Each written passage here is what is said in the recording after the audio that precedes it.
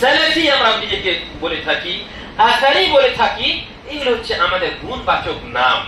এই নামে আমাদের মন খারাপ করার প্রয়োজন নেই, এটা হচ্ছে আমাদের বৈশিষ্ট্য।